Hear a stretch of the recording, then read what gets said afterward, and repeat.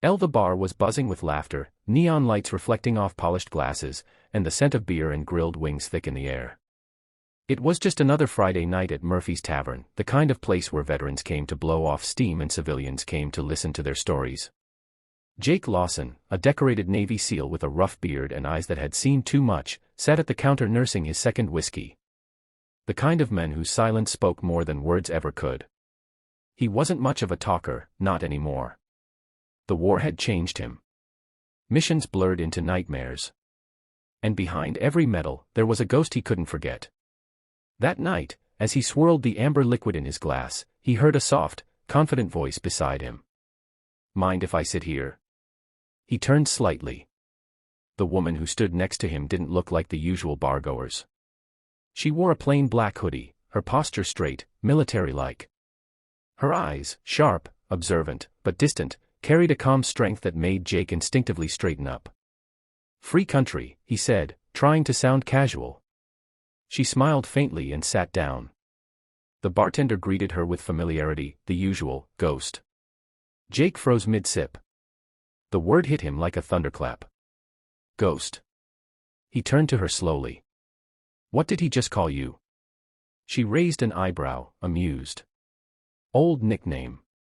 "Long story." Jake's heartbeat quickened.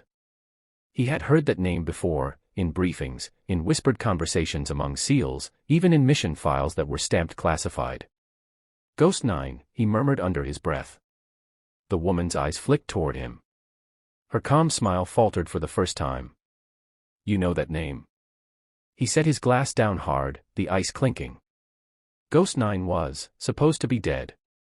For a long second, she said nothing. Then, she gave a small, almost sad laugh. "Yeah, well, rumors of my death were greatly exaggerated." Jake's hand trembled slightly. "You're Ghost 9. The one who went missing in Kandahar. The one who took out the Ridge team single-handedly before the airstrike." She didn't answer.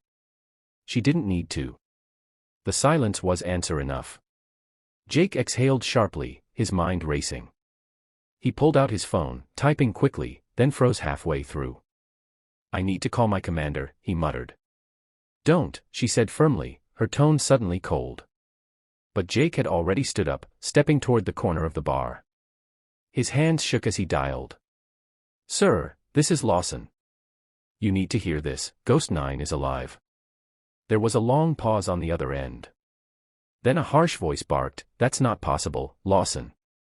Ghost 9 died 3 years ago." Jake looked over at her, sitting there calmly, sipping her drink, her gaze distant, as though she'd seen too much to be surprised by anything anymore. "She's right here," he whispered. "Sir, she's alive." The line went dead. When Jake returned to his seat, the woman sighed. "You shouldn't have done that."